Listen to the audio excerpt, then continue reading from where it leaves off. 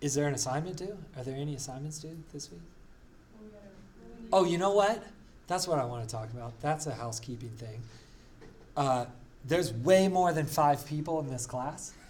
But that's how many submissions I have for a paper that was due on October 15th. 5. When's the grace period end? Today. At 11:59. Okay. So you guys got tons of time. It's 2:15. You guys got tons of time. 9 hours for Loads of time. Okay, we're going to talk about protein now. And protein's really important. Especially, Stormy, you got to listen now. Okay. You're goofing. You're always goofing. Me? Yes. You always got little things going on the side. Just like that, right there. That was a perfect example. I literally just accused you of something, and then you turned and did a little thing on the side that So, protein's really important. It's really important for recovery. It's important for satiation and satiety. So these are terms that dictate how full you get when you're eating a meal. And they also are things, it's the time to how long until you initiate the next meal. And so when it comes to protein, there's a lot of interesting things we need to talk about. Now, some of it is just like basic structural stuff, digestion, absorption, those types of things. But we're going to spend a lot more time than we did with carbohydrates talking about how protein synthesis works, how protein synthesis is driven, how nutrition can contribute to that process, what that process means for recovery and optimization, and also the amount of protein that's appropriate for different types of athletes under different types of conditions, training in different types of ways. And this is important application of information regarding protein. Whereas with carbohydrates, what I really wanted you guys to take away from it were things in regards to insulin signaling and carbohydrates as a signal, carbohydrates as a fuel source for intense, high-intense activity, the role of glycogen and glycogen levels in regards to performance and perceptions of fatigue, and also how to kind of utilize and optimize carbohydrates in a way where you can use them strategically around workout times, but you're not just over-consuming them for no reason, right? And when we start to talk about proteins, and we also start to talk about fat, it's going to introduce quite a few topics that are sort of the basis for popular diets that are hot right now, like keto diet and paleo diet and those types of things, right? And if we can understand why maybe some of those things could potentially be beneficial under certain circumstances for certain people, then that having discussion and understanding of protein can help with those discussions, unpacking those things later on, all right? Okay, so protein in terms of dietary protein that we're going to be discussing come in the form of 20 amino acids that make up proteins. And now I know, Brianna, this is probably really unfamiliar to you, so let's just walk through it, unpack it in a reasonable way. All right, so basically what we're looking at here is the structure of an amino acid. There are 20 amino acids that make up all the proteins in our body. They're kind of like letters of the alphabet. There's 26 letters, but different combinations of those letters make up different whole words. So we have a bunch of different proteins in our body. They're all made up of the same 20 amino acids. Now, that doesn't mean other molecules can't be amino acids, but there's only 20 amino acids that are used to make up the proteins that are in our body. Do you understand? All right. So, what makes an amino acid an amino acid is the amino group or the nitrogen. There is the carboxylin, which makes it the acid, and then there's this this side chain, which is just written as R here, which is just organic chemistry term as variable, basically.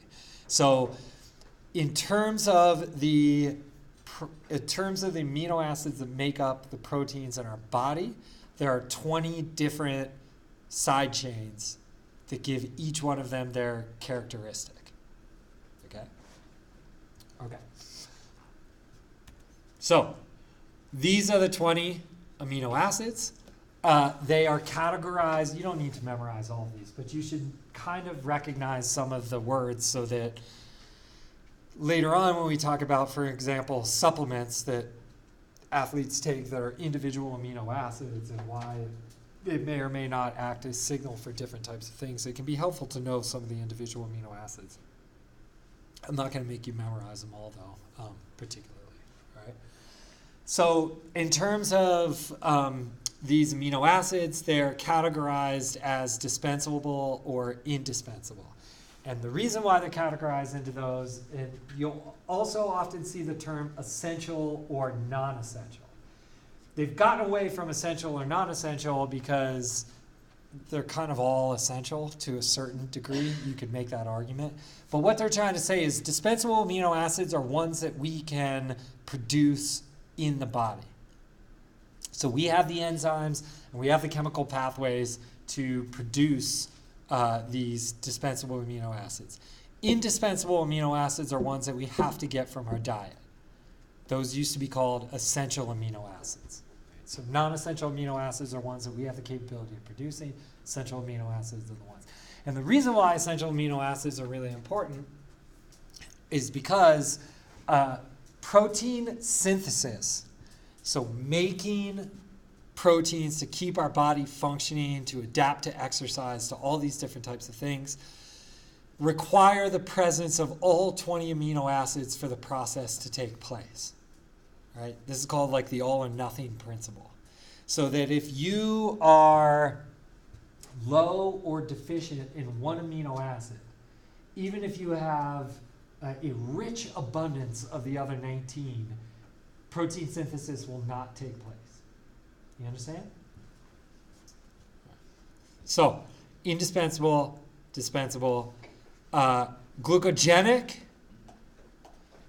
refers to the ability of that amino acid to be converted into glucose in the liver through a process called gluconeogenesis. And this occurs during the fasted state when blood sugar comes down and we need to maintain blood glucose levels.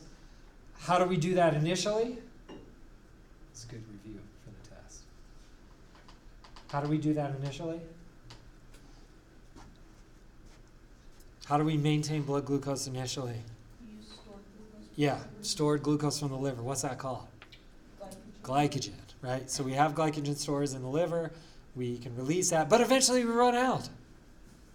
And then when we don't have glycogen in the liver anymore, we can convert carbon skeletons into glucose through a process called gluconeogenesis. It's pretty cool. It's basically glycolysis backwards.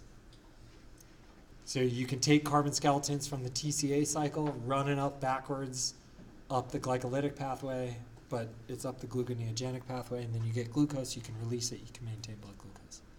Now, ketogenic is the term for whether or not this amino acid can be, if that carbon skeleton of the amino acid can be converted into a ketone body, which can be used for to fuel the brain, and yeah, it can be used as a fuel source under conditions of starving or long-term fasting. Okay, so these are the names and some of the basic characteristics of the amino acids. This is the structure of them. Now, one of the things that we want to think about just in terms of discussing protein is that amino acids are the components of proteins. Proteins are these kind of functioning entities in our body that carry out body processes. But we don't, how can I say this? We use the amino acids to make the proteins that we need at the time that we need them. And I think that's an important distinction. The other thing I want to point out that they talk about in here are the branched chain amino acids. So isoleucine, leucine, and valine. These branched chain amino acids are unique in a number of ways. And we just want to put those on our radar, and especially from a sports performance standpoint and a recovery standpoint, they have some pretty interesting ability to signal and act as a signal. Okay, so remember we talked about nutrients as being a signal, and that our body can detect nutrients in a particular way, and it sets off certain cascade of certain events, and that's important for this. Okay? All right. So proteins vary in quality. So when we're talking about proteins here, we're talking about proteins that we consume or food that we consume that contains protein. And a lot of foods contain protein, but the quality of that protein varies. And the definition of protein quality is that it has all essential amino acids in ample amounts. So a complete protein has all 20 amino acids, and it has all 20 amino acids in like decent amounts. That's a high quality complete protein. And high quality protein or protein quality is like, that's a technical term, right? So you can have a complete protein that's technically a complete protein, but it might not necessarily be a high quality protein. And even I get confused about stuff like this sometimes. So like quinoa, for instance, I think is technically a complete protein, but I don't think it's considered a high quality complete protein because it does have the presence of all 20 amino acids, just not in ample amounts. Make sense? Okay. So, what? don't eggs have like almost, So they're like one what's interesting about eggs, so this protein digestibility and amino acid score, this guy, is basically set based off of eggs.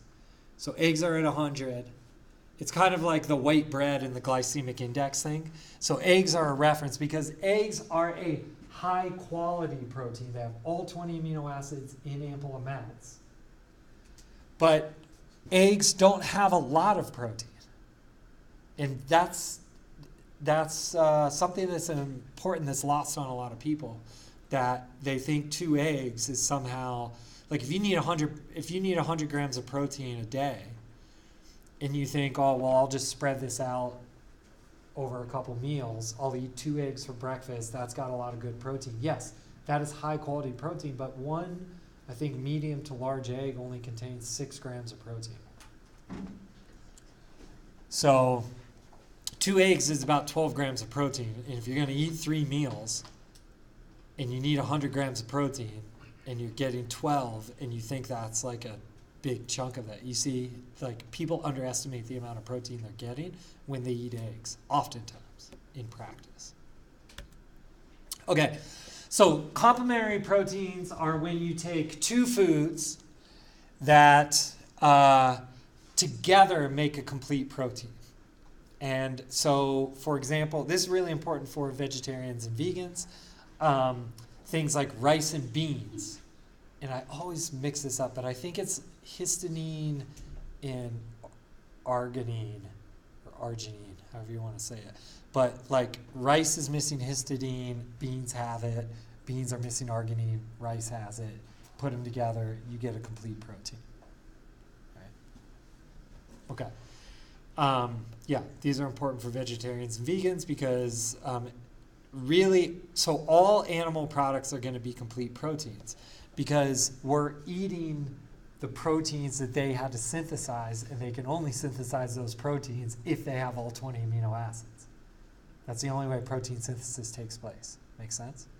So when you eat red meat, eggs, milk, cheese, those are complete proteins. Now they're going to have varying amounts of protein, but they're going to be complete. Okay.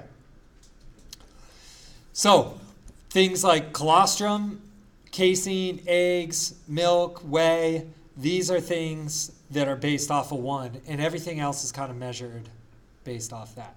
Now, in the context of, so I said 100, but they've said 1 and 0.95 instead of 95. You get it. Yeah? So one of the things that's important in regards to this conversation in sports performance is like you hear a lot about whey protein and its importance for recovery. And that's because out of all of these, even if they have the same amino acid score, whey is absorbed faster and gets into your bloodstream quicker than these other ones, right? So a lot of times you'll hear things like, oh, well, casein protein is like slow release. And it's not slow release, it's slower to absorb. And so the appearance of amino acids are titrated into your blood over a longer period of time. But it's not like the casein itself has some sort of time release mechanism that is sending it out there. Does that make sense? Whereas whey is really highly absorbed. You drink it, it goes through your gut very easily, goes through your liver, and we see a rapid rise in your peripheral bloodstream of amino acids faster than any of these other things. Okay? All right.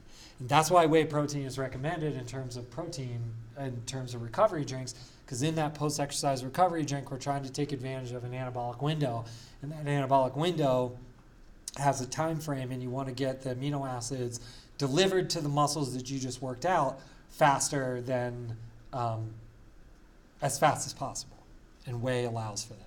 The other thing is that when we exercise, especially at really high intensity, we divert blood flow away from our stomach to go to exercising muscles, and it suppresses hunger, and it also can impede digestion.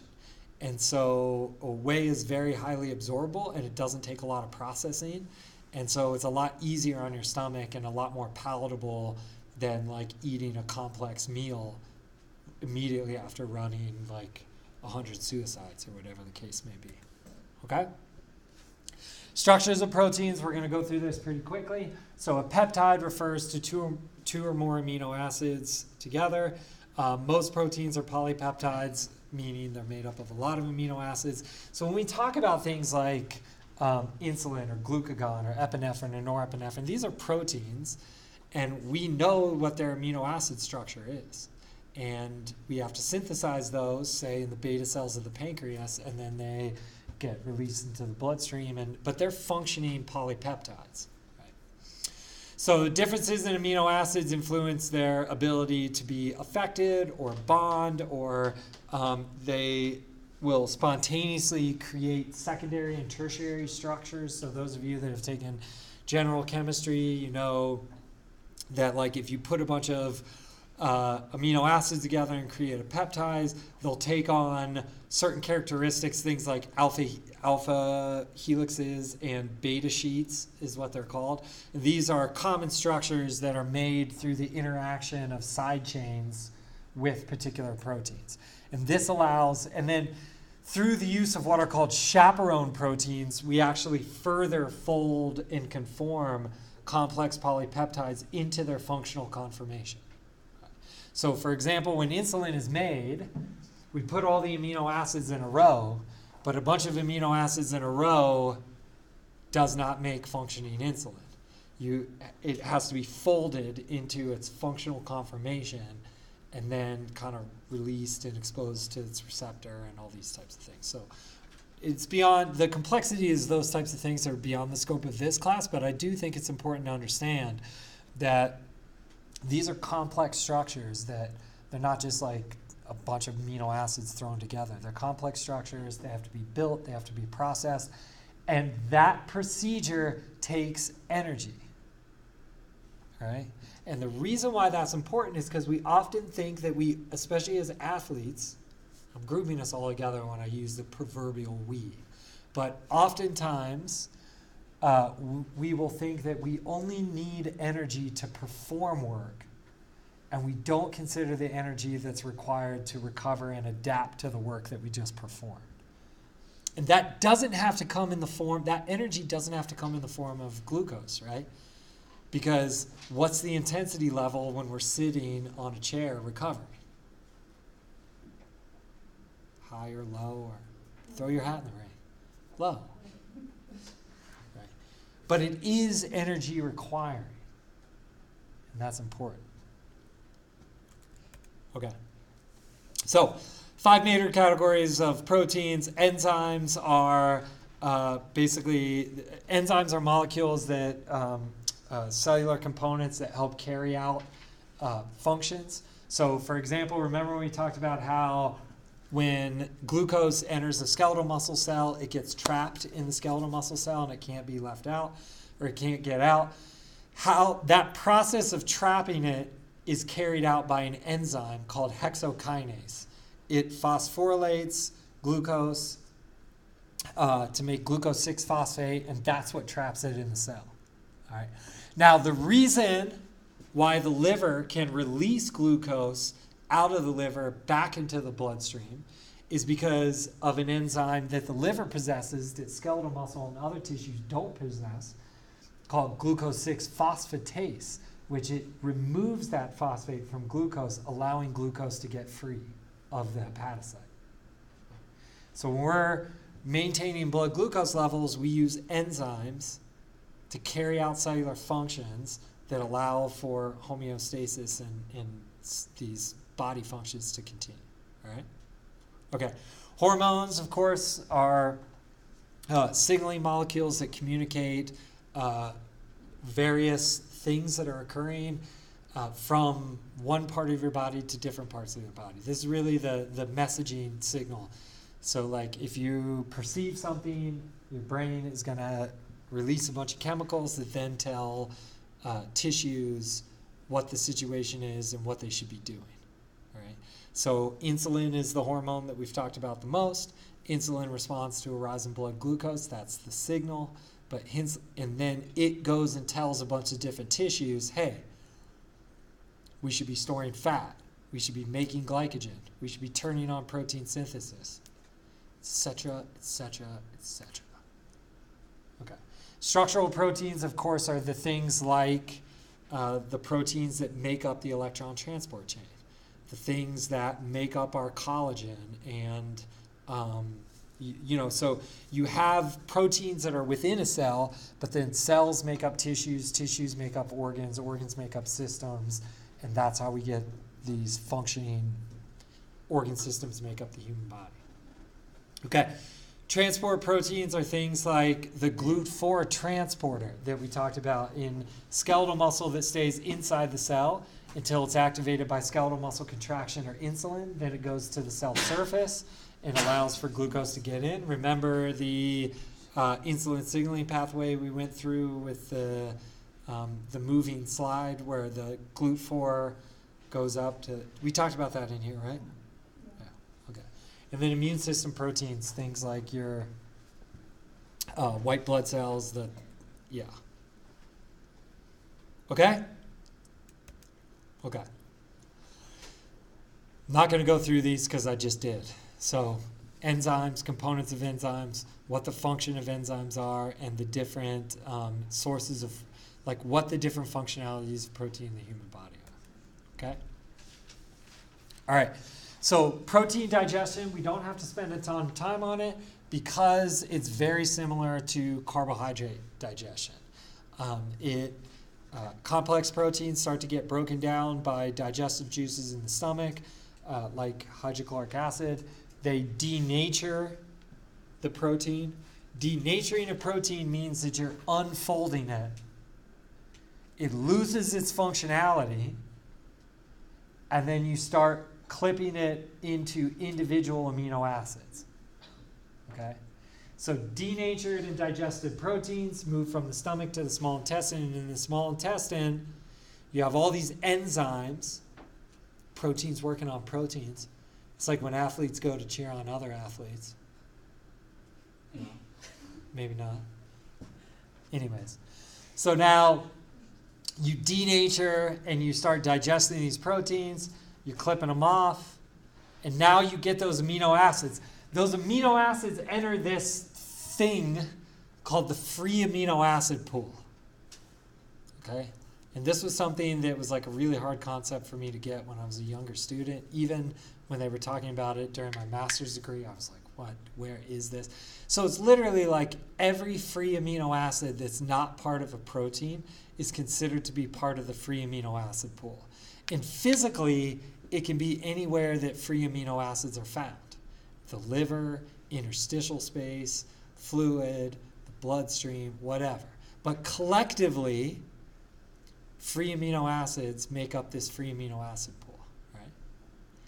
And we don't absorb proteins. We absorb amino acids. Do you understand? This is why I can't get swole just from eating muscle tissue, right? I can't eat a side of beef and then it just fuses to that skeletal muscle fuses my skeletal muscle. That'd be awesome. No, it wouldn't be, actually. I like eating meat too much. Okay? So we break it down. So keep this in mind when you hear about supplements that serve a specific purpose as complex proteins in the body, and then you're trying to take them orally and expect them to be absorbed as is, enter the bloodstream as is, get delivered to the site that you want the effect, and then for that effect to take place. Right? When amino acids are just in that free pool, they just are there, or are we absorbing them? So they include absorbed amino acids. So anywhere a free amino acid is found, that's part of the free amino acid pool. And it can be found intracellularly, in interstitial space, in fluid. It's just all collectively. Because remember, well, hopefully remember, that proteins are constantly being broken down and built up. There's turnover, right? So a weight-stable adult, for example, we would say is in protein balance because their weight isn't changing, their skeletal muscle mass isn't changing, their bone density isn't changing, but their tissue is constantly getting broken down and replaced. It's very noble. As soon as a cell has outserved its time, it kills itself in this very organized way called programmed cell death.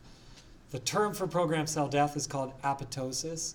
Some people pronounce it apoptosis because it's spelled apoptosis. How do they say it in the biochem department? Apoptosis. They say apoptosis? I say apoptosis. So it occurs, and this is like this very functional, very noble kind of, they really just take the sword to themselves. They do a reorg, and they then share what is still useful with the cells around them. You also have mitosis where cells are dividing, right? But a net, when cells are dividing at a rate where growth is occurring, then you're in positive protein balance. When cells are dying and protein synthesis isn't keeping up, then you have negative protein balance. And we actually measure this by looking at nitrogen excretion. So a lot of times you'll hear this as being called nitrogen balance because a lot of the nutrition studies that study this sort of thing will label nitrogen in meals and then track where that nitrogen goes in your body or in your urine and in your feces. Protein balance studies are pretty messy, literally, because you have to collect everything, urine and crap, from the people that are participating in those studies, because then you can see how much free amino or nitrogen is in their waste, how much nitrogen they're bringing in, get an idea of nitrogen turnover. Do you understand? Okay, cool. Okay, so in terms of proteins getting digested, they are broken down, dietary proteins are broken down into individual amino acids and small peptides. Those are absorbed in the small intestine. Small intestine, of course, is linked to what circulation?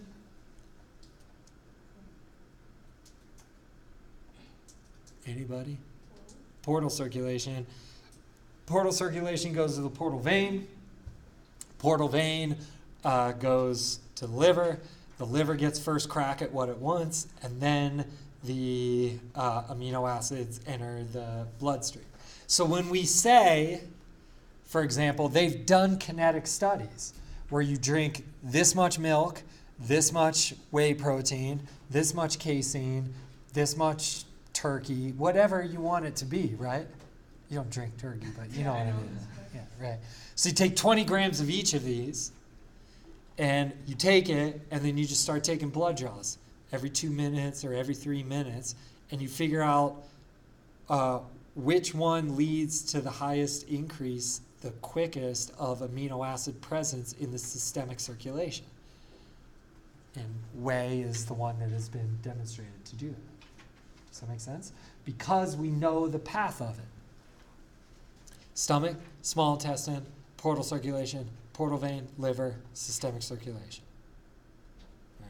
And once we know those amino acids are out in the systemic circulation, then they can be delivered to the tissues that need them. Okay. So absorption takes place in the small intestine, jejunum in the ileum. Proteins from foods provide 2/3 of the amino acids absorbed from the small intestine. But endogenous proteins can, it says here, 1/3 of amino acids are endogenous, not is endogenous. And they originate from inside the body. So we have endogenous proteins and exogenous proteins. Exogenous proteins are the protein that we consume in a meal. Endogenous proteins are the ones that we get when we have things like cell apoptosis, right? Cell death and other things like that. Now let's think about that. So if you are in a starving situation, you still have to have some cell turnover, right? And what is kind of your default storage for protein? Skeletal muscle, right? So you have skeletal muscle, and what's the first thing you start to lose weight from if you're in a starving situation is you start to lose skeletal muscle. But it's less important to maintain your skeletal muscle than it is to maintain your brain and your heart and your liver and your kidneys and vital body functions, right? And so 100% of the 100% of the amino acids being used for protein synthesis for the maintenance of those vital tissues would be coming endogenously under those circumstances. Make sense? But if we want everything to be optimized, then we have to get exogenous sources of protein. And there's a lot of discussion about how much exogenous protein do we need and under what training conditions and in what sport and what types of athletes is enough protein, optimal protein, and what are those ranges there. So we'll talk a little bit about the implications of that. Okay? So again, liver sees everything before it gets out into the other tissue. Branched chain amino acids can be absorbed immediately into plasma. This is one of the is thought to be one of the advantages of branched chain amino acids. Now, there are several energy bar companies or those types of things that will say this drink has branched chain amino acids in it, which will give you energy. That is still a way, way inferior form of energy to fuel high-intensity activity compared to sugar. Does that make sense? So yes, we are capable of converting branched chain amino acids through the Krebs cycle into ATP. But it cannot meet the same kind of energy demand that you can by using carbohydrates. So a couple years ago, I had signed up for the Portland Marathon, and then I couldn't go because I injured my knee. It was pretty serious. I had a huge wipeout on my mountain bike and flew off the side of a mountain. And when I landed, I did the systems check. So I was going down the side of a mountain, then I was okay, I can got movement, I can feel, sit up. And I was something kind of hurts in my knee. And I looked down and I'd split my leg open and it was just wide open and I could see my kneecap. And then it's just don't pass out. You're like in the middle of nowhere. You got to figure out. So I had to get back on my bike and just pedal with one leg while my other, because the only way I could keep it a little bit closed was by keeping my legs straight. Every time I bent it like that, it would just like open up. And so I had to keep this leg straight, hanging it out, going around. But I'm not upset I missed that marathon anyways, because they were serving this drink that didn't have any sugar in it. But hey, it had branched chain amino acids for you high-powered, keto, paleo-friendly people. It's like, this is ridiculous. I emailed the race director. No, I thought about it. I didn't do it. But come on, like you can't get what you need from branched chain amino acids. Now, in the later stages of ultra marathons and ultra runs like that, there is some evidence that branched chain amino acids can affect central fatigue, so feelings of fatigue. They don't exactly know what the mechanism of that is, like how it occurs, but there's been some studies that have shown some differences in this very specific circumstance, and it's been hard to repeat, and it happens for some people but not other people, and those types of things. So it is interesting. Okay, blood amino acid concentrations are increased for several hours after eating a meal containing protein. This is important, because we want to be distributing those building blocks so that recovery can take place. We already talked about the free amino acid pool, and this is the slide that we'll end on today, and then we'll still do protein into next week. That was kind of always the plan. But I want you to take a close look at this slide, please, because we have exogenous proteins coming in, but all these other places are undergoing protein turnover, okay? And that protein turnover is both contributing to and pulling from the free amino acid pool. And the reason why that's important is because when things are balanced between the in spigot and the out spigot, you have protein balance.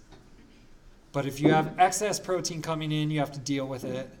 And if you're using more than you have, it's going to start draining that free amino acid pool, and you're going to have to start making decisions about what body processes you're going to prioritize. Right?